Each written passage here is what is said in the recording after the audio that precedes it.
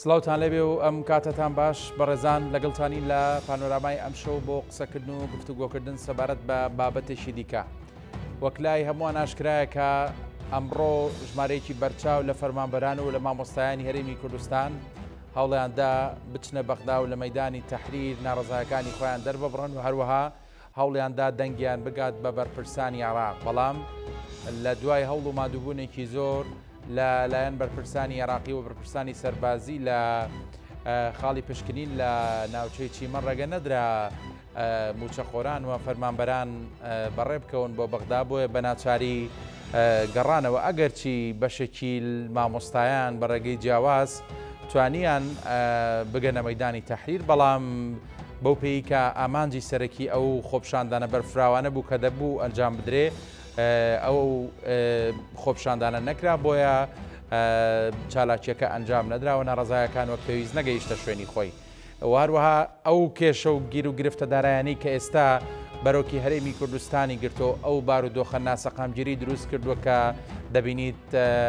مامۆستایان ئامادەنین بچنەوە هۆڵەکانی خوێندن و بەردەوامی بدەن بە پرۆسەی خوێندن و بە پێی شارەزایانی پەروەردەش کە باز دەکەن پرۆسەی خوێندن لەژێر هەڕەشە و مەترسیدایە ئەگەر بێت و لێرە بە دواوە زیاتر بایکۆت بەردەوام بێ و لەگەڵ ئەوەشدا موچەخۆرانیش بە هەمان شێوە ناڕەزایی و گرفتیان هەیە و بەردەوام باز لەوە دەکەن کە ژیان و گۆزەرانیان لە بارودۆخێکی سەختدایە بەوەی ئەوەی کە هەرێمی کوردستان و بەغدا ناگەنە ڕێکەوتنێکی کۆنکرێتی سەبارەت بە و ئێستحقاقە دارایانی کە هەرێمی کوردستان هەیەی. هەموو ئەم بابەتانە جێگەی قسە و باس و گفتوگۆن لەگەر هەڵیەک لە بەڕێزان سەرکۆ ئازاد ئەندامی خولی پێنجەمی پەرلەمانی کوردستان لە ستۆدیۆ لەگەڵ مەکاک سەرکۆ بەخێر بەوی سوپاس بۆ ئامادەبوون هەروە بەڕێز داراسیەکانیانی کە جەنابیان ئەندامی ئەنجومەنی نوێنەرانی عێراقن و لە بەغداوە لەگەڵمان دەبن. کاک دارا جەنابیشت بەخێر بی. کاک سەرکۆ سەرەتا دێمە لای تۆ ئەمڕۆ ئەو بارودۆخی کە بینیت جەنابەت پێم وابێ لە بەغدا بووی، هۆکار چی بوو ڕێگە نەدرا ئەم فەرمانبەر و موچەخۆر و مامۆستایانە بچنە بەغداوە؟ بۆچی دۆخەکە گەیشتوتە ئەم ئاستە؟ سەرەتا سپاس بۆ جەنابەت و ڕێز تایبەتمانەیە بۆ میوانە بەڕێزێکی کاک دارا. لە حەقەتە کێشەی موچەخۆران و کێشەی مامۆستایان 10 ساڵێکە بەردەوامە کە بەهۆی ئەو قەیرانە دارایی کە ڕوبەڕووی هەرێمی کوردستان بۆتەوە ئەو سیاسەتی ئابوووریە سربەخۆی ئابوووریەکە کە بووە هۆی ئەوەی کە قەیرانێکی دارایی گەورە لە هەرێمی کوردستانە دروست بێ و سگوشین و موچەبڕینی لێکەوتەوە و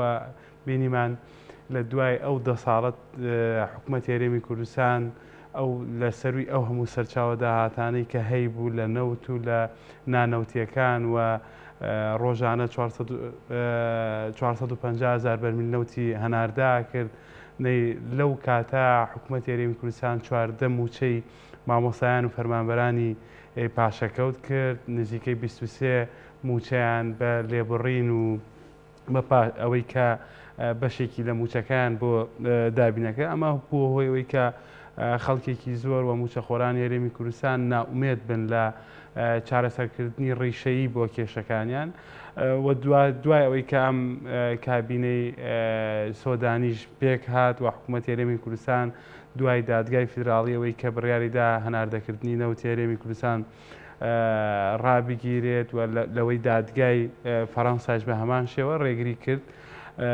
بووە هۆیەوەی کە حکوومەتی هەرێمی کوردستان ئەوەی کە یەکێتی نیشتیمانی کوردستان لە ماوەکانی ڕابردووە باسی لەوا کرد کە چەقی سەنتەری سیاسەتکردن بەغدادە نەک شوێنەکانی تر، نەک بەو شێوازەی کە لە ماوەکانی ڕابردووە ئەکرا و بینیمان کە چەندین وەفدی هەرێمی کوردستان سەردانی بەغدای کردووە. بودجەی هەرێمی کوردستان و شایستە دارایەکانی لە بودجەی 3 ساڵی ئایندەی عێراق دیاری کراوە. ئەمە بۆ ئەوەی کە هەرێمی کوردستان و موچەخۆرانی ڕوو لە بەغدا بکەن و بۆ ئەوەی بتوانن موچەکانیان ڕاستە و خۆ دابین کرێ و نەکرێتە ململانەی سیاسی. و ئەمە هۆکاری ئەساسی ئەوە بوو کە لە خراپ ئیدارەدانی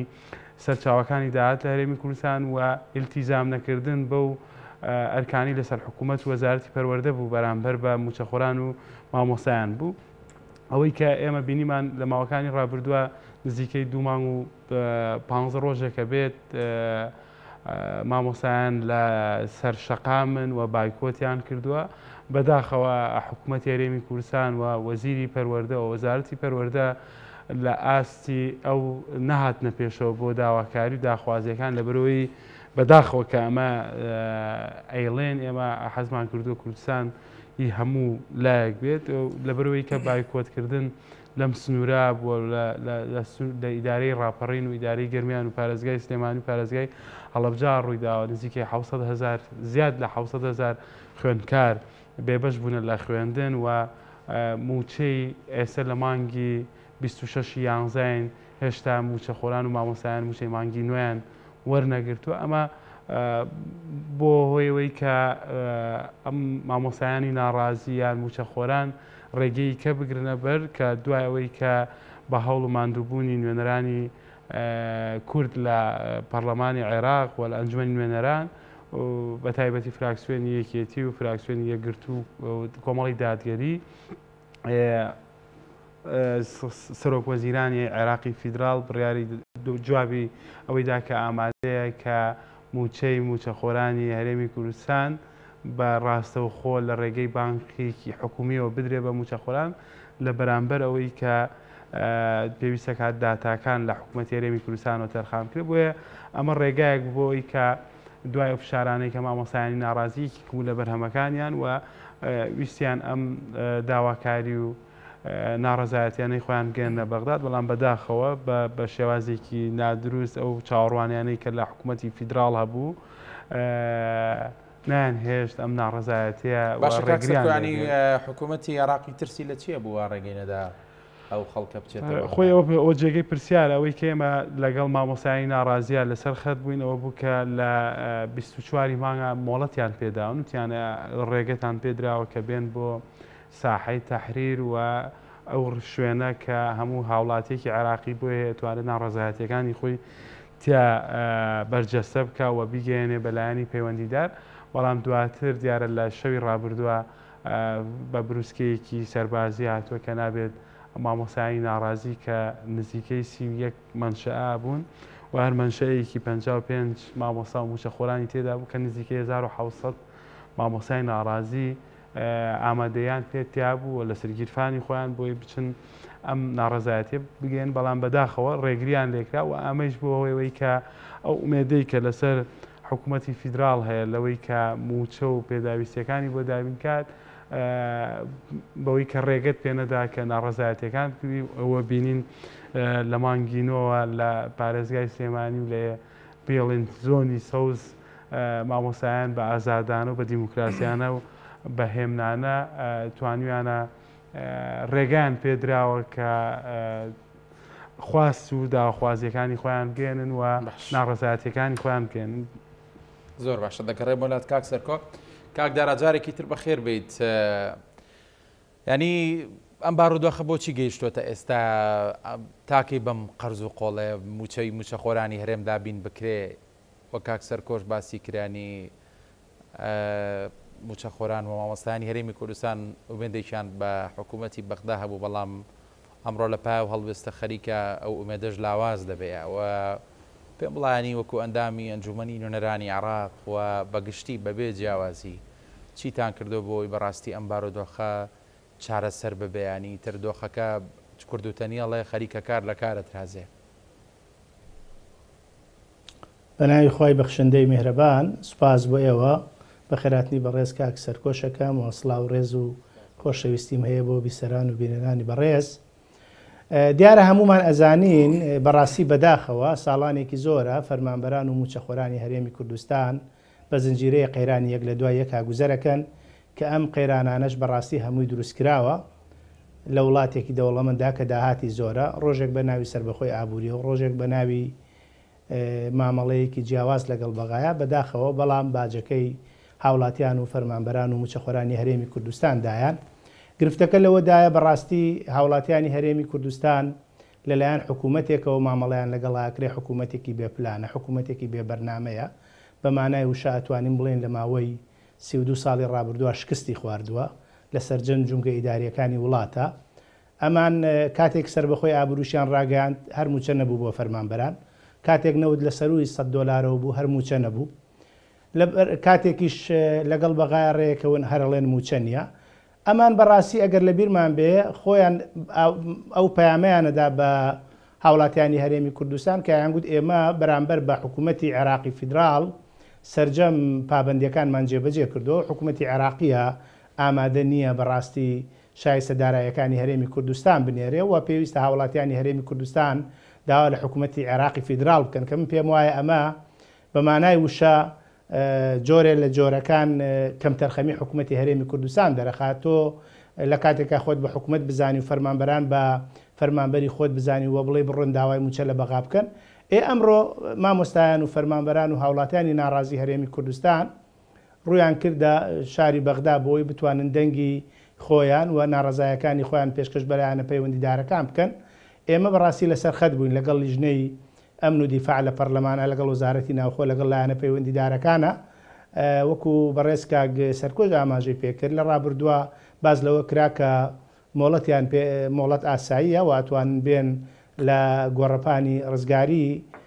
کۆبوونەوەی خۆیان ئەنجام بدەن و دەنگی خۆیان بگێنە لایەنە بەرپرسەکان. بەڵام دوێنێ شەو لە دوای سەعات 12ەوە بروسکە یەکرا بۆ سەرجەم بازگەکانی هێڵی سنووری لەگەڵ هەرێمی کوردستانە ڕێگانەدرا کە بە دڵنیایەوە ئێمە کە بە دوواداچوونمان بۆ کرد لەگەڵ ئەو برادرانە کە لە لیژنەی بەرگری و ئاسایشن لە ئەنجومەنی نوێنەران پێیان وابوو کە لەلایەن حکوومەتی هەرێمی کوردستانەوە داوا کراوە کە ڕێگانەدرێ موچەخۆران و فەرمانبەرانی هەرێمی کوردستان بێن بۆ بەغا کە ئەمە پێمانەڵێ ئەمە جۆرێ لە جۆرەکان تۆ لە کاتێکا لە کوردستان بەوانەڵێ ئێمە تەواوی مەرجەکانی بەغامان جێبەجێ کردەوە بەغا کەم تەرخەمە. من پێم وابووە بۆ حکوومەتی هەرێمی کوردستان خۆی هانی خەڵکی کوردستانی بدایە کە ناڕزایەکان بەرێتە بەغاوە ڕوبەڕووی حکوومەتی عێراقی فیدراڵ و بەرامبەر لایەنە پەیوەندیدارەکان جەنابەت بە دوواداچوونە بۆ ئەم بابەتە کردووە، ڕوون بۆتەوە کە حکوومەتی هەرێمی کوردستان داوای لە بەغدا کردووە ینی لەسەر چ بنەمایە؟ ئێمە ئەمڕۆ لە گۆڕەپانی تەحریر بووین و لەگەڵ ئەو مامۆستا بەڕێزانەدا بووین لەگەڵ ئەو فەرمانە بەڕێزانەدا بووین ئەوەی کە وەکو لەو بابەتەوە بە بەڕێستانی بگەێنم ئێمە بەڕێز مامۆستا عومەر کۆچار لەسەر خەت بوو وەکو لیژنەی بەرگری و ئاسایش لە ئەنجومەنی نوێنەران لە ڕابردووە وەکو وتمان خۆشیان لە پێشا مۆڵەتیاندا و لە ئاخیرا بە ناوێکی ترەوە وتیان ڕێگا نادرێ و لەبەرەوە بازگەکانیان هەموو ئاگادار کردەوە. بەڵام من ئەڵێم دەبوو هاوکاری بکرانایە بۆ ئەوەی معاناتی خەڵکی هەرێمی کوردستان و موچەخۆران و فەرمانبەرانی هەرێمی کوردستان لە نزیکەوە بگەیشتایە حکوومەتی عێراقی فیدراڵ و لایەنە پەیوەندیدارەکان. بەداخەوە ئێمە لە 2011ەوە لە 2014ەوە جۆرێ لە جۆرەکان گرفتێکی گەورە بۆ سەرجەم چین و توێژەکان لە هەرێمی کوردستان دروست بووە. خەڵکدا نامەزرێ بەڕاستی پلەبەرز ناکرێتەوانێ وانە بێژەکان دانامەزرێن. لەولاوە جیاوازیەکی زۆر گەورە هەیە لە بینی هاوڵاتیانی عێراقی و هاوڵاتیانی هەرێمی کوردستانە کە ئێمە مادەیەکی دەستوریمان هەیە کە مادەی 14 لە دەستوری عێراقیە زۆر باشکرا کە هەمومانەزانین دەستور لە پشتی یاساشەوەیە پێمان ئەڵێ هەموو عێراقیەکان یەکسانن لە حقوق و امتیازاتە. من ئەڵێم یەکسانبوونی عێراقیەکان لەکوێیە کە خانەنشینێک لە هەرێمی کوردستان کەمترین موچەی 200,000 دینارە، بەڵام لە بەغا خۆتان ئەزانن لە مانگی ڕابردووەوە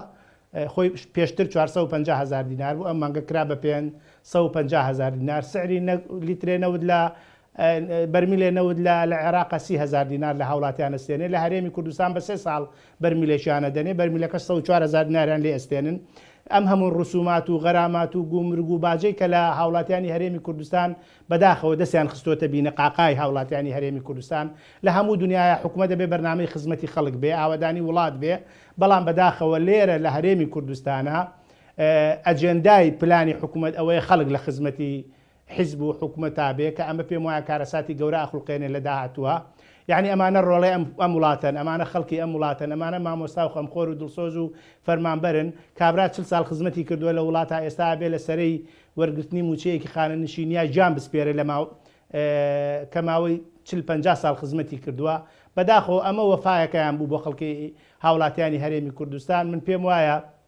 ئەمە زەنگێکی مەترسیدارە بۆ ئەزمموی حکومڕانی لە هەرێمی کوردستانە بۆ بێ متمانەبوونی هاوڵاتیان بەرامبەر ئەو هەموو قوربانی و باز و ڕەنجەی کە درا لە داهاتووە هەمومان ئەزانین گەلی کورد قوربانی زۆری داوە خاوەنی هەڵەبجەیە خاوەنی چیمیابارانە خاوەنی ئەنفالە خاوەنی زیاتر لە 4000 گوندی ڕووخا و شار و شارۆچکەیە بەداخەوە کارێک کرا ئەم کە من و تۆ قسەیتیاکەین کە دوای 32 ساڵ لە ئەزمموی حکومڕانی لە هەرێمی کوردستانە پەرلەمانی هەرێمی کوردستان هەڵوەشایەوە بەهۆی سیاسەتی هەڵی ئەزمموی حکومڕانانەوە لە هەرێمی کوردستان ئەنجومەنی پارێزگاکان هەڵوەشایەوە نەیانتوانی لە ماوەی 9 ساڵان ڕۆژێک دیاری بکەن بۆ هەڵبژاردن و ڕێبکەون کۆمیسیۆنی سەربەخۆی باڵاکان هەڵوەشایەوە ئێستاش کە انتخاباتێکمان لە پێشە بەداخەوە بەهۆی ململانەی سیاسی بەهۆی قۆڕەخکاری سەرجەم جونگەکان ئەگەر بێتەوە انتخاباتش دوا بخەن من دڵنیاتانەکەمەوە کوردستان لە بەردەمی مەترسی گەورەدایە و گرفتی گەورە و زیاتری بۆ دروستە بێت لەبەرەوە ئێمە بە نەیار چواردەوەرمان تێنراوە و زۆر کەسێ لەوانەیە بە جۆرێ لە جۆرەکان چاوی هەڵنایە بەم ئەزمموە بەڵام بەداخەوە خۆشمان ئەوانەی کە پارێزەری ئەزمموی حکومڕانی هەرێمی کوردستان بەداخەوە نیانتوانین نمونەیەکی جوان پێشکەش بکەن ئیتر ئەتوانین بڵێن گرفتانێکی زۆر بۆ هاوڵاتیانی هەرێمی کوردستان خوڵقاوە لە کاتێکە داهاتێکی زۆری ناوخۆی هەیە خۆیان باج و خەراجیان لەسەر سەرجەم هاوڵاتیان گران کرد و لەو کاتەشا ئەڵێن پارێنێت داهاتی 15 پارێزگای عێراق بەقەدەر نزیکەی داهاتی 3 پارێزگای هەرێمی کوردستانە کە ئەمە باجەکەی هاوڵاتیانی هەرێمی کوردستان دەیدەن بەداخەوانێ لە کاتێکە نرخی چۆلۆواتێک کارەبا لە شاری بەغا 10 دینارە بەڵام لە ستیەکانی سلێمانی و هەولێر و دۆک 156 دینارە یعنی ئەمە پێم وانە بەداخەوە ئەمە سیستەمێکە و پێم وایە کە دوجار بە زیانی ئەزمموی حکومڕانی لە هەرێمی کوردستانە تەواوە بێ و گرفتی زۆر گەورە لە داهاتوە دەخڵقێنێ و گەورەترین گرفتیش ئەوەیە بێمتمانەی دروستە بێ لەلایەن تاک بە تاکی هاوڵاتیانی هەرێمی کوردستان. زۆر باشە کاکدارە سپاس دەگەڕێم وڵات کاک سەرکۆ بەڕاستی قسەکانی کاکدارە هیچ گەشتبینێکی تیانی یانێ ئەگەر ئێستا هاوڵەتێکی یاسایی دانیشتی بە گوێ لەم گفتوگۆی ئێمە بەیانی تووشی بێومێتێکی زۆرە بێ حەزەکەم سەرنجی تۆش بزانم سەبارەت بە و زانەری کە کاکدارا باسی کرانی لە پای چی حکوومەت هەرێمی کوردستان بە بەغدا بڵێ ڕێگە نادەم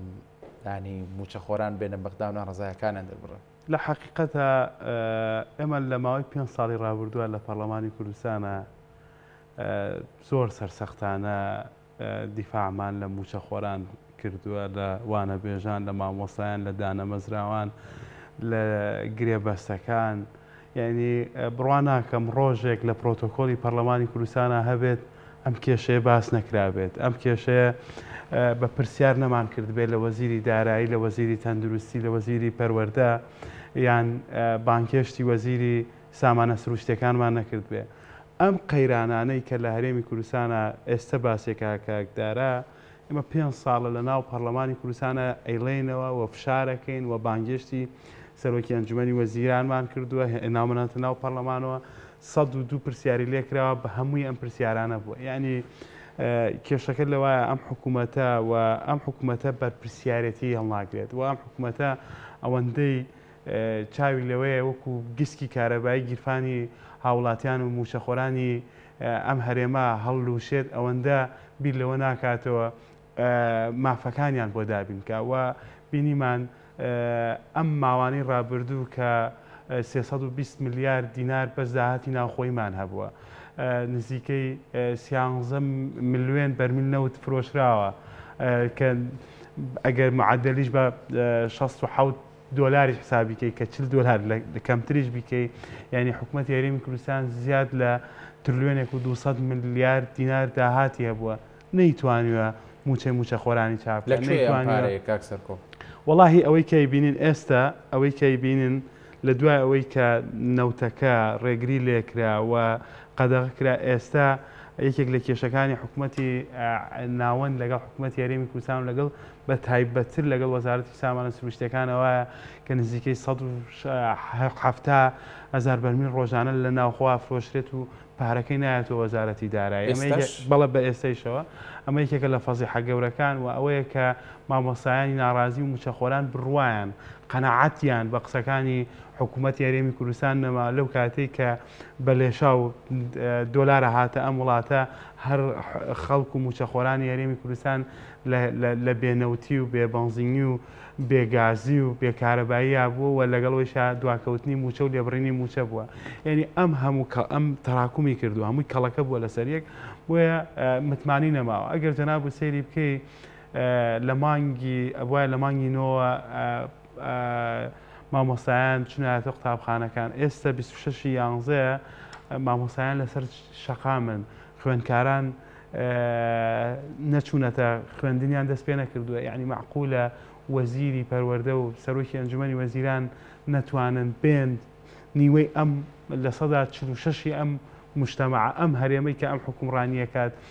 لەم قەیرانە گەورایە پرسیار نەکات و خۆی بە پرسیار نەزانی و بە دوای کێشەکانیان نەڕوات و ئەوەی کە باسی مامۆسایانی وانە بێژەکەن ئێمە 11 جار لەگەڵ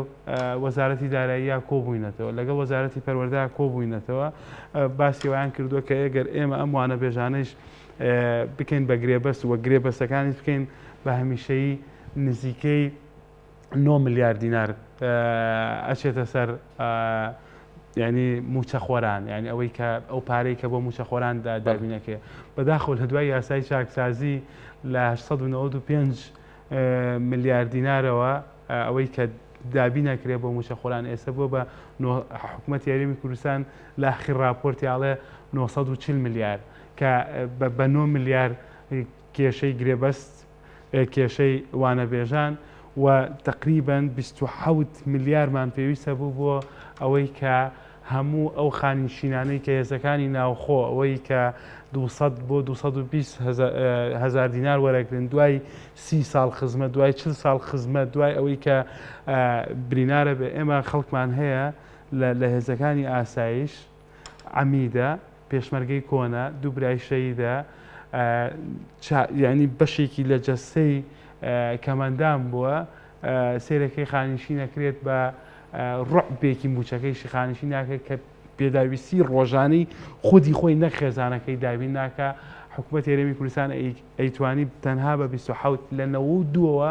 کێ خانەنشین بووە لە پۆلیس و لە ئاسایش و لە هێزەکانی ناوخۆی توانی موچەکانیان بگەێنێتە 400 و ئێمە دانیشتیمان کرد و هەموو داتاکان خۆیان قەنەعەتیان پێێنا، بەڵام نەیکرد و ئەمانە هەمووی ئەم تەراکمانەی کە هەبووە خەڵکەکە باوەڕ و متمانەی بە حکوومەتەکە نەماوە و بە وەزارەتەکانی ئەوەی کە پەیوەستە بە ژیان و گوزەرانی هاوڵاتیان و نەما. بۆیە ئەم ناڕەزایەتیانە گەشتۆتە ئەو نائومێدی کە جەناب و باسیەکەی لە خۆڕا دروست نەبووە، لە مانگینەوە دروست نەبووە، بگرن لە 10 ساڵی ڕابردووە بە تایبەت دوای ئەوەی کە ئێمە لە تاکو 2013ش لە حکوومەتی عێراقەوە بوجەمان بۆ هات و هێشتا نەوتمان هەناردە ناکرد. هەموو خەڵکی کوردستان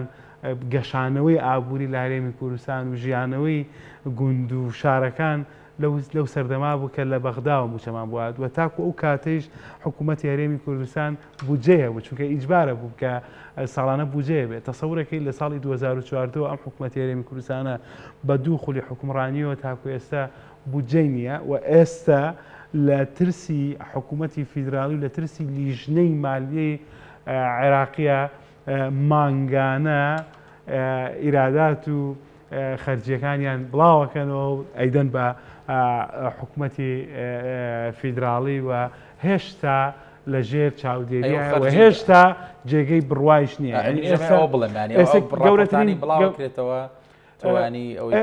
ئەو قاچاقچێری کە لە نەو تاکرێ ئەوەی ئەفرۆشرێ بە مەسفاکان، ئەمانە هەمووی ئەو پرسیارانن کە حکوومەتی عێراقی زانێت چۆن ئەفرۆشێەوە بە چەند ئەفرۆشرێ و چەندێکی گەڕێتەوە بۆ چەندێکی حسابەکرێت لەسەر ئیراداتی حکوومەتی هەرێمی کوردستان. ئەمانە یەکێکن لەو کێشانە و کێش لە گەورەترین کێشەکان ئەوەیە کە ئەو داتایی کە لەسەر موچەخۆران هەیە ئەمانەیش بەڕاستی جێگەی گومانن و تاکو ئێستا قەنەعەت نەکراوە بەم ڕێژەی کە حکوومەتی هەرێمی کوردستان داوێتی. بۆیە ینی ڕێگەیەکی کە نەماوە بۆ موچەخۆران و بۆ مامۆسایان کە دەنگی بۆ بەرن یا ناڕەزایەتەکانی بۆ بەرن، ئەویشەوەیە کە حکوومەتی فیدراڵ ینی ئێستا بوجانێرێ بۆ هەرێمی کوردستان و بە قەرز، چونکە تا ئەو کاتەی کە حکوومەت هێرێمی کوردستان هەموو داتاکان بەڕاستی و بە دروستی دەدات بە بەغداد ئەو کاتە لە حیسەی هەرێمی کوردستان دابینێکرێەوە ئەم کێشە نامێنێ خۆ ئێستا کێشەکە نە هاوڵاتیانە نەموچە خۆرانە نەمامۆسایانە حکوومەت هێرێمی کوردستانە داتاکانی مانگێک شێوازێکایەت و ئەمانەڵەن ئەم بەم شێوازە نیە دواتر دێن دەستکاریەکەنەوەڵەن ئەمەمان لە بیر چوو ئەمە جێماوە ئەمان گۆڕانکاری تێدا بووە یعنی چۆنەڵێ جێی سیقە نییە و چاوەڕوانی شەکرێکێک لە هیوایەکە هیوایەکە بێ بۆ ئەم هەموو ناومێدی کە ئێستا ڕوبەڕووی موچەخۆرانی کردوێتەوە ئەوەیە کە بتوانین لە ساڵی ئایندەوە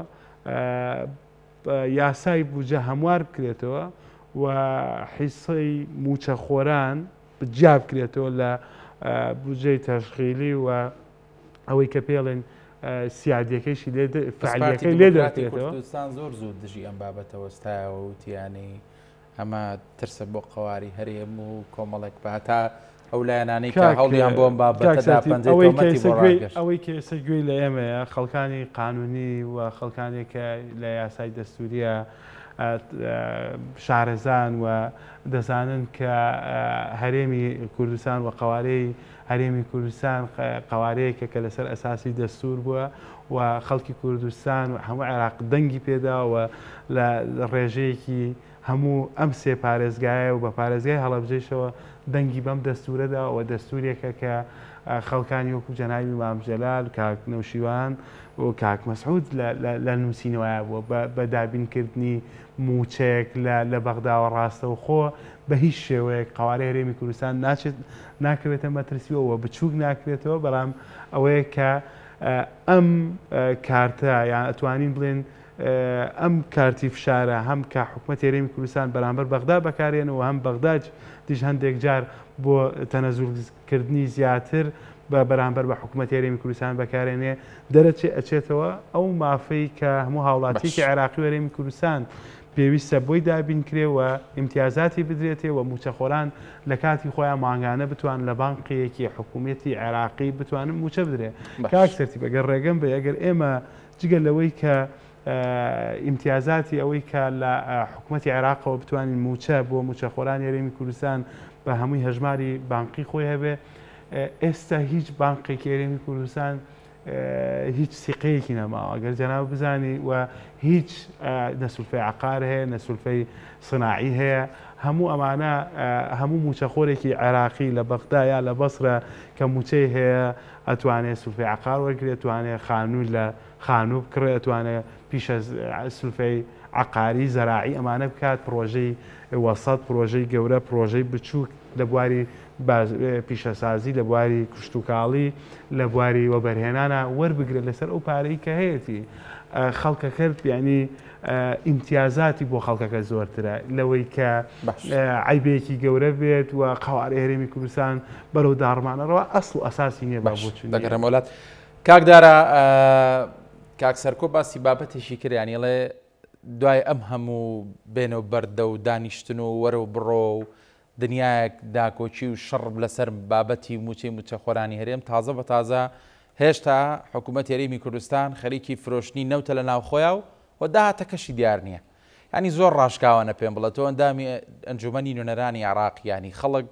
چاوەڕێی ئەوەت لە یەکات لە بەروی لە ناو قوڵایی بابەتەکەیای هەنی حکوومەت هێرێمی کوردستان هێشتا لەو شوێنەیە بێت نەوت لە ناوخۆ بفرۆشە و داهاتەکەی دیار نەبێ چی ئەکرێ بۆ موچەی موچەخۆرانی هێرم چی ئەکرێ بۆ ئەو هەموو کێشەدارایی کە لە نێوان هەرێم و بەغدا هەیە ئەتوانین بڵێن کێشەکانی بینی حکوومەتی عێراقی فدرال و حکوومەتی هەرێمی کوردستان کێشەیەکی کەڵەکە بووی ساڵانی ڕابردوون و بێمتمانەیەکی زۆر بەداخەوە لە نێوان هەردوو لادا هەیە سێمیشیان ڕێکەوتنەکان لە ڕابردووە ڕێکەوتنێکی پرۆتۆکۆڵی و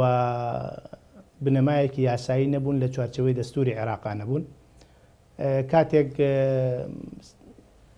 سەرۆکی حکوومەتی عێراق لە ڕابردووە پارەی ناردووە هیچ کەسێک گرفتی بۆ دروست نەکردووە لەبەرەوەی لە خولەکانی ڕابردووە سەردەمی عەبادی یا سەردەمی مالکی یا سەردەمی عادل عەبدولمەهدی و مستەفا کازمی ئەو کاتەش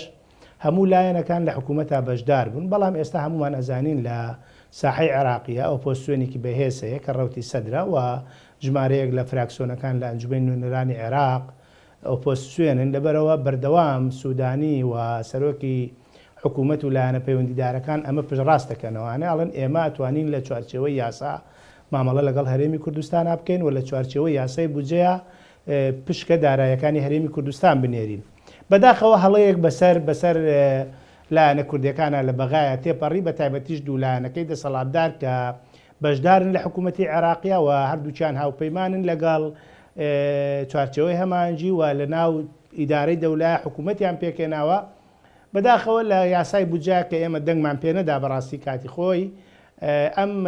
مستەڵەحی نەفەقاتی فعلی هاتە ئاراوە کە گرفتی گەورەی بۆ هەرێمی کوردستان دروست کرد بۆ شایستە دارایەکانی حکوومەتی عێراقی. کاتێک قسەیان لەگەڵاکەین بە دوواداچوونەکەین بۆ پشکی هەرێمی کوردستان بۆ شایستە دارایەکانی هەرێمی کوردستان، ئەوان ئەڵێن ئێمە بەپێی قانونی ئیدارەی مالی ساڵی 2019 کە باز لە نەفەقاتی فعلیەکە ئەڵێن ئێمە لەو پارەی کە لە مانگانە لە عێراقا سەرفەکرێ لە سا 12 زیاتردا هەمووی ماداوە بە هەرێمی کوردستان بۆ نمونە ئەوان هاتوون ئاما زانیارەکانی خۆیانە خەنە ڕوو ئەڵێن تا 25/3/2023 نەوت ڕاستەوخۆ لە ڕێگای بۆڕی بۆ بەندەری جێهان گواستراوەتەوە بای ئەوەنە بۆ نمونە تریلیۆن و ئەوەنە میلیارد دینارەیە و داهاتی ناوخۆی مانگانە کە حکوومەتی هەرێمی کوردستان خۆی ئەڵێ ئەوەندەیە و داهاتی نەوتی و نانەوتی و هەروەها ئەوەنە 600 میلیاری ئەوەنە 200 و ئەوەنە 400 لە هەرێمی لە حکوومەتی عێراقی بەقەر سێناوە یان بە جۆرە لە جۆرەکان وەریان گرتووە. ئەڵێن ئێوە لەو پشکەی کە لە نەفەقاتی فعلی کە ئاکاتە بۆ 598 تریلیۆن مانگانە ئەوەنەتان وەرگرتووە، بۆیە ئێستا ئەوان باز لە قەرزەکەن. ئەمە گرفتێکی سەرەکیە، بۆیە پێم وایە باشترین حەل و چارەسەر ئەوەیە کە ئێمە لە داهاتووە بڕیارە کە یاسای بودجە هەموار بکرێتەوانێ و لە ڕابردووشە ئێمە هەوڵێکی جدیماندا سەرجەم فراکسیۆنەکان جگە لە برادرانی پارتی دیموکراتی کوردستان نەبێ هەموو فراکسیۆنەکان یاداشتێکمان پێشکەشی بەڕێز سوودانی و سەرۆکی پەرلەمان و لایەنە پەیوەندیدارەکان کرد کە نزیکەی 115 ئەندامی ئەنجومەی نوێنەران واژوویان کرد کە من ئەمە گەشتبینم بەوەی کە لە کاتی هەموارکردنەوەیە هەموو فراکسیۆنە کوردیەکان هەوڵێکی جدی بکەیت بدەین کۆدەنگ بین یەکدەنگ بین ئەمە خەمی خەڵکە خەمی هەمومانە ئەمە لە حیزب و لە بەرژەوەندی کەسێک و لایەنێک گەورەترە بەرژەوەندی سەرجەم چین و توێژەکان و هاوڵاتیانی هەرێمی کوردستانە هەوڵێکی جدی بدەین لە فەقەرەیەک لە هەموارکردنەوەی یاسای بودجەدا ئاماژە بەوە بکرێیان ئەم سیغەیە تەسبیت بکەین حکوومەتی عێراقی فیدراڵ و حکوومەتی هەرێمی کوردستان پابند بکرێن بەوەی کە شایستە دارایەکانی هەرێمی کوردستان لە کاتی خۆیان وەکو سەرجەم ناوچەکانی عێراق بدرێ کە ئەمە ئێمە بتوانین ئەگەر ئەم 115 پەرلەمانتاری واژویان بۆ کردوین لەوێ پشتیوانمان بن ئەم بڕگەیە بچەسپێنین بەڵکو بۆ ساڵی 2024 و 2025 کۆتایی بەم میحنەت و کێشەی موچەی فەرمانبەران و خاننشینانی هەرێمی کوردستان بێ. یعنی ئێمە ئەبێ ڕازگۆ بین و لەگەڵ خۆمانە و ڕازگۆش بین لەگەڵ خەڵکی هەرێمی کوردستانە. بەداخەوە ئەتوانم بڵێم لە ڕابردووە ڕێکەوتنەکان هێندا لە چوارچەوەی کەسایەتە سیاسیەکان نابوون، هێندا لەسەر بنەمایەکی یاسایی و لە چوارچەوەیەکی دەستوری عێراقا نەبوون. هەمومان بینیمانەوەتانێ هەر بە دەستور ئەو مامەڵە لەگەڵاکایان بە یاسا بۆ نەفرۆشتنی نەوتر لێ قەدەغاکە بە یاسا هەندێ شت گرفتی گەورەت بۆ دروستەکە. لەبەرەوە من پێم وایە ئەبێ ئێمە سەرجەم لایەنە کوردیەکان لە بەغا لە بیری ئەوە دابین ڕێکوتنەکانی داهاتووی حکوومەتی هەرێمی کوردستان لەگەڵ حکوومەتی عێراقی فیدراڵا سوود لە دوو توێژ ببینن. خەڵکێک کە لە بواری یاسایی یا پسپۆڕە بۆی ئەو سیغەی ڕێکەوتنانە بە سیغەیەکدا بڕێژرێ بەیانی تەفسیراتی سلبی بۆ نەکرێ بۆ شایستە دارایەکانی هەرێمی کوردستان و خەڵکێکیش کە لە بواری ئابووری و ژمێرە و داتا زیرەکە کاتێک تۆ ئەم مانگە داتایەکە بی مانگی تر پەشیمانە بیتەوانە جۆرە لە بەدگومانی و جۆرێک لە ناشەفافی و جۆرێک لە یعنی مبرر و بەهانە هێنانەوە بۆ هەردوو لا دروستە بێ کە پێم وایە ئەمە گرفتی گەورەی دروست کردووە. یعنی بەداخەوە تۆ ناکرێت لە دوای 32 ساڵ ئەزمموی حکومڕانی لە هەرێمی کوردستانە ئێمە وەکو لیژنەی یاسایی لە بەیروت بووین گفتوگۆیەکمان کرا دەربارەی یاسای بودجەی عێراق و هەرێمەکان و کە بۆ نمونە پێکاتەی لوبنان وەکو عێراق وایە پرسیارێکیان ئاڕاستە کردین وتیان بودجەی هەرێمی کوردستان ساڵانە چەنە. یعنی بەڕاستی بۆ ئێمە جۆرێک ناخۆش بوو کەوتمان بەداخەوە ئەو ئەزمونە حکومڕانەی کە زۆر شانازی پێوەکەین کە مانگو دەبێ هەموو دنیا سوودی لێ ببینێ وتمان وڵی داوای لێبوورنەکەین ئێمە 9 ساڵە لە هەرێمی کوردستانە بودجەمان نییە. یعنی ئەمە بودجەت نییە کەواتە پارە بە میزاج سەرف کراوە کەواتە پارە بە ینی کاکە لەکوێی دنیادا هەبووە هێزی پێشمەرگەی کوردستان بەسەر دوو زۆنا دابش بوو بێت لەکوێی دنیادا هەبووە کەسێکی دیاریکراو ئەوەندە ژمارەی چەکداری هەبێ. ینی ئەمانە لەکوێی دنیادا هەبووە داهاتی خاڵی سنووری نەگەڕێتەوە بۆ وەزارەتی دارایی داهاتی فرۆشتنینەوە نەگەڕێتەوە بۆ وەزارەتی داراوی. کاکە ئێمە وا ناڵین وەکو ئۆپۆزیسیۆن برا بەڕێزەکەم ئەمە ئەوانەوە ئاڵێن کە لەگەڵ لە حکوومەتتا بەشدارن کە هەست بم معاناتە ئەکەن ئەمانە وا ئەڵەن داهاتی هەرێمی کوردستان ناڕاتەوە بۆ وەزارەتی دارایی. لەبەرەوە کێشەکان زۆر گەوران گرفتەکان قوڵن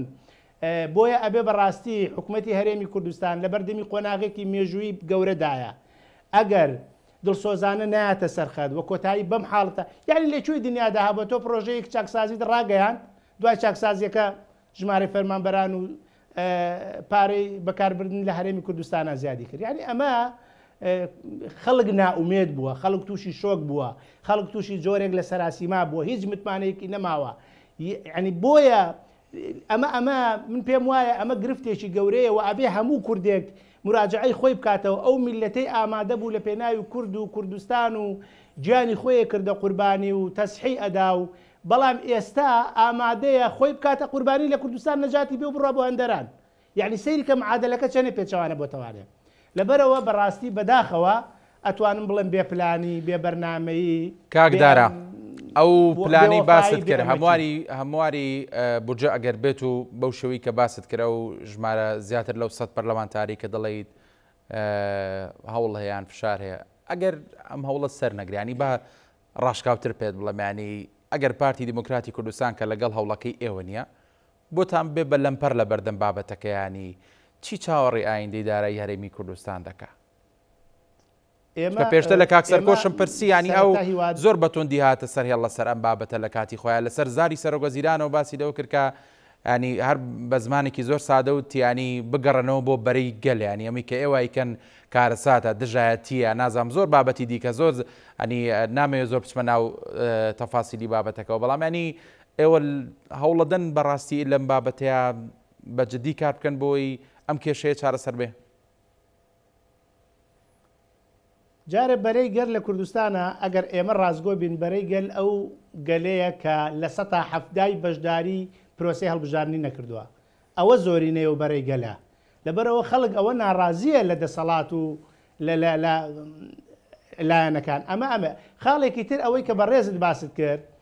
باشە من جۆم لێ بووە بەڕێز سەرۆکی ئەنجومەنی وەزیرانی هەرێمی کوردستان بەڕێز سەرۆکی هەرێمی کوردستان پەیامیان هەیە داوا ئەکەن بگەڕێنەوە لە ئەرشیف و ڤیدۆیە داوا ئەکەن کە حکوومەتی عێراقی فیدراڵ موچەی فەرمانبەرانی هەرێمی کوردستان تێکەڵاوی ململانەی سیاسی نەکا باشە خۆ ئێمە شەرەمان قسەمان کردووە ئێمە شەڵین بابین ئەم داواکاری ئەوان داواکاریەکەی ئێمەش کە باز لە شایستە دارایەکانی هەرێمی کوردستان و موچەی فەرمانبەرانە بین ئەمە بکەین بە نەخشە ڕێگا پلانێکی بۆ دانین بەرنمەیەکی بۆ دانین جێبەجێ بکەین. ئێمە من لەگەڵ ئەویانین بەڕێکەوتنی شخصی لەگەڵ لایەنەکە بکرێ بەیانی ئەو لایەنە لەگەڵ ئەم لایەنەیە تێکچوو من و تۆی فەرمانبەر لە هەرێمی کوردستانە باجەکەی بدەین. ئێمە ئاڵین با ئەم ڕێکەوتنانە بە دەقێکی یاسایی لە هەمواری یاسایەکە بێ لە چوارچێوەی دەستوری عێراقا بێ ئەگەر بەیانی حکوومەتی عێراقی پابەر نەبوو پێوەی ئێمە بڕۆین لە دادگای فیدراڵی شکاتی لێ بکەین نەک ئەوان بەڕاستی سەنگەرمان لێ بگرن بڵێن هەرێمی کوردستان نەوتەکەی ناشەفافە هەرێمی کوردستان پەرلەمانەکەی بەسەرچووە هەرێمی کوردستان ئەنجومەنی پارێزگاکان بەسەرچووە هەرێمی کوردستان کۆمیسیۆنی سەربەخۆی باڵای هەڵبژارنەکانی نییە تۆ ئەم دام و دەستگا گرنگانەی هەرێمی کوردستان دەخستە بەردەمی مەترسیەوە لەبەرەوەی ڕێنەکەوتی لەسەر ئەوەی هەڵبژاردن بکەی. یعنی بەڕاستی گرفتەکەم پێم وایە لەوە گەورەترە بۆیە ئەبێ دڵسۆزان و خەمخۆران لە هەر لایەکە هەن لە ناو پارتی دیموکراتی کوردستانان لە ناوێچێتیان لە ناو سەرجەم لایەنە سیاسەکانی عێراقان هەمومان دەنگمان بکەین بە یەک بەرژەوەندی هاوڵاتیانی هەرێمی کوردستان تاکە پێوەرمان بێ لە هەر شوێنێک بەرژەوەندی خەڵکی کوردستان هەبوو لەو سەنگەرایە بین نەک بەرژەوەندی حیزبەکەی فڵان و فیسار لەکوێ بوو لەوێ بین بەڕاستی ئەمە کارەساتەکەی پێم وایە بۆ هەرێمی کوردستان خوڵقاندووە کە بەداخەوە زۆر باشە کارەکان لە پێناوی بەرژەوەندی هاوڵاتیانی هەرێمی کوردستانە نییە. باش کاک سەرکۆ کاکدارا باسیەوە کە ینی یەک چارەسەر ماوە ئەوەیە کە هەمواری یاسای بجێ بکرێت و بەو شێوەی کە ئەو باسی کرد ئەمە گرنتی موچی موچە خۆرانی هەرێمی کوردستانەکەەوە پرسیاری وشم لێ کرەگەر لەم پەر دروست بێ حەزەکەمانی پێم بڵێ ئەو قسانەی کە کاکدارا کردیانی بای ئەوەندە ئومێدی تێدایە کە ئەو قەیرانەدارایی دروست بووە دوای ساڵی سەرەتای ساڵی داهاتوو چارەسەر بێ خۆی لە حەقەتە ئەگەر جەنابەت سەیری بکەیت لە ماوەکانی ڕابردووە یەکێتی نیشتیمانی کوردستان ڕابەرایەتی ئەو بۆچوونەی کردووە کە دەبێ بگەڕێنەوە بۆ بەغا و ئەگەر دەواقعیشا و پارتیش و لایەنەکانیش کەیشی ناچار کرد کە حقیقەت و ڕاستیەکە لە لای یەکێتیە کە قوڵایی استراتیژی هەرێمی کوردستان بەغدادە و تاکە چارەسەریش بۆ کۆتایی هێنان بەم قەیرانانە و گەڕانوێتی شەفافێتیش بۆ هەرێمی کوردستانەوەی کە حکوومەتی هەرێمی کوردستان پابند بێ بە بەو بڕیاران بەو ڕێکەوتنانەی کە لەگەڵ بەغدا هەیە و حکوومەتی بەغدادیش لە پاڵەما ئیلتیزام بەو پابندیانەی کە لەسەرەتی جێبەجێ بکە و تەسەورەکەین ئەگەر پارتیش ڕێگر بێت لەسەر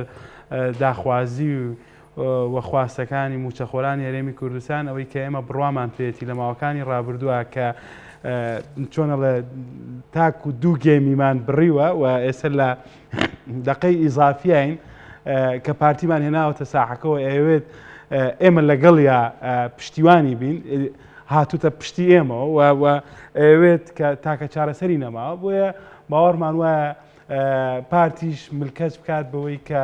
بەرژەوەندیەکانی خەڵکی کوردستان و موچەخۆرانی کوردستان لە پێش وەکو یەکێتی چۆن بەرژەوەندی خەڵک و موچەخۆرانی کوردستانی خستۆتە پێش بەرژەوەندیە حیزبیەکانی خۆیەوە پارتیش ئەم جارەیان واز لەو لەم پەڕوکێشانە بێت کە ڕێگە چارێکی لە بەردەستان نییە چونکە یەکێتی نیشتیمانی کوردستان بۆ ساڵی ئایندا پلان و بەرنامەی خۆی هەیە و ئەگەر بەم شێوازە بەردەوام بێت بەو ڕێگای کە لە بەرژەوەندی هاوڵاتیان و موچەخۆرانی خۆیەتی هەنگاوێت. کاک سەرکویانی حەزەکەم هەرەوە بکەم بە دوا قسەش لەگەڵ جەنابتانی خەڵک ژیانیەوە ینی موچێوێت ینی گوزەران زۆر زۆر خراپە بەم شێوەیانی حکوومەت هەرێمی کوردستان هەست بۆ مەترسیان ناکات ئێمە لە بەردەم هەڵبژاردنێک لە چەند مانگی داهاتوانی چۆن داوا لە خەڵک دەکات ینی هانی بدا بۆی بێنە سەر سندۆقەکانی دەنگانی با ڕوونتر پەجە بخینە سەر برینەکانی خۆ 2000 حکوومەت هەرێمی کوردستان بریتێلێکیانی بریتێ لە پارتی دیموکراتی کوردستان لە یەکێتی نیشتیمانی کوردستان چەندی جاریتر بن و تۆ گفتوگۆمان کردووەکە یەکێتی نیشتیمانی کوردستان بەجددی لەسەر خەتە بۆ بارودۆ خوب بۆ ژیانی ئەو خەڵکە و دەیەوێت چارەسەر بکرێ بەڵام پارتی دیموکراتی کوردستان بۆ نمونە هەمان ینی ئەمە ئەگەرەوەی ینی باسی ئەوە کرا کە لە سەدا بەرەیگەل ئەوەیە کە لە سەدا هەفتای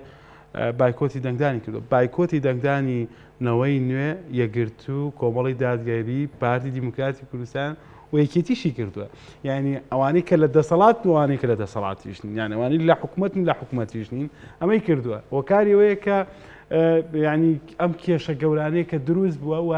ئەوەی کە من یەکەم جار لە پێشترا باسم کرد نابەرپرسیارەتی و هەڵنەسان بە جێبەجێکردنی ئەو بەرپرسیارەتی لەسەر حکوومەتە نایکات ئەمە هۆکارە بۆی کە خەڵک بێئومێد بێت و ئێمە من بۆ خۆم باوەڕم ئومێدم بەم گۆڕانکاریە هەیە چونکە دوو گۆڕانکاری گەورە ڕووی داوە یەکەم ئەوەیە کە ئێستا ئەگەر جاران گویان لە هاوڵاتیانی خۆیان ناگرت و گویان لەلایەنە سیاسیەکان ناگرت و گویان لە معارەزە ناگرت ئێستا هەموو هاوڵاتیان ئەتوانن بچێت لە محکەمەی فدراڵی سکاڵا تۆمارەکات و ئەمان ئیلتیزامی پێوەکەن یەکێکە لەو خاڵانەی کە ڕێگەکان زۆر توانەکانیان مەحدود کراوە و یەکێش خاڵی جەوهەری ئەوەیە کە یەکێتی نیشتیمانی کوردستان دوو خاڵی گرنگی چەسپان لە بوجاوەیە کە ئەتوانێت پارێزگای ناڕازی بەڕاستەوخۆ مامەڵی بکرێت و دووهەم سەرۆکی ئەنجومەنی وەزیران کە لەسەر داواکاری وەفدە باڵەکان یەکێتی نیشتیمانی کوردستان کە سەردانی سۆدانی و لایەنە سیاسیە پێکێنەرەکانی حکوومەتی عێراقیە کردکەوەی کە بتوانێت ڕاستەوخۆ لە بەشەبوجێ هەرێمی کوردستان موچە بۆ موچەخۆران دابین بکات تەسەورەکەین ساڵی ئایندا ئەگەر بەم شێوازە پارتینێتە پێشەوە ئەو ڕێگایانە زۆر باشە کاکدارا کاتم زۆر کەم ماوانی زۆر بە کورتی پرسیار لە یەکەم ئەگەر ئەنی قسەیەک یان مژدەیەکی دڵخۆشکرت پێە بلایانی کەم بۆ ئەم چەند موچێ ئەم مانگانی داهاتوی موچەخۆرانی هەرێمی کوردستان شتێکیان پێ بڵێ ینی موچەکانیان وەردەگرن بەو قەرز و خۆڵەی باست کرد هیچ نەبێ ئەم چەند موچەیی کەماوە بەدەست دەخرێت؟ دیارە ئەوەی هەیە یەک گوژمە 600 ملیاری ماوە لەسەر ئەو ڕێککەوتنی لە نێوان هەردوو حکوومەتا کراوە کە بێتە هەرێمی کوردستان پێم وایە بۆ مانگەکانی داهاتوو ئەبێ جارێکی تر نوێنەرانی حکوومەتی هەرێمی کوردستان بێن وە ڕێککەوتنێکی تر بکەن لەگەڵ حکوومەتی فیدراڵی ئایا ڕێککەوتنەکە چۆن ئەبێ ئەو وەڵامانەداتەوە ئایا چەندێک موچەی فەرمانبەرانی هەرێمی کوردستان گرنتی ئەکرێ کە پێم وایە هەمومان پاڵپش بین کۆدەنگ بین بۆی هەمواری یاساکە بکەینەوە بە تایبەتی بۆی 2 ساڵی ڕابردوومان وەکو ساڵانی 2 ساڵی داهاتوومان وەکو ساڵانی ڕابردوو نەبێ و هیچ کە فەرمانبەران و موچەخۆرانی هەرێمی کوردستان بەو بارودۆخەنە ئاساییە گوزەر نەکەن. زۆر سپاس بۆ بەڕێز داراسیەکاننی ئەندامی ئەنجومەنی نوێنەرانی عێراق کە ڕاستەخۆ لە بەغدا و لەگەڵمان بووی. سپاس بۆ سەرکۆ ئازاد ئەندامی پۆلی پێنجەمی پەرلەمانی کوردستان جەنابی شەبە خێربی کاک سەرکۆ. سپاس بۆ وەڵامی پرسیارەکانی مە بەڕێزان. سپاس بۆ ئێوەش کە تا ئێستا بینەری پانۆراما بوون. هەر شاد و بەختەوەر بن.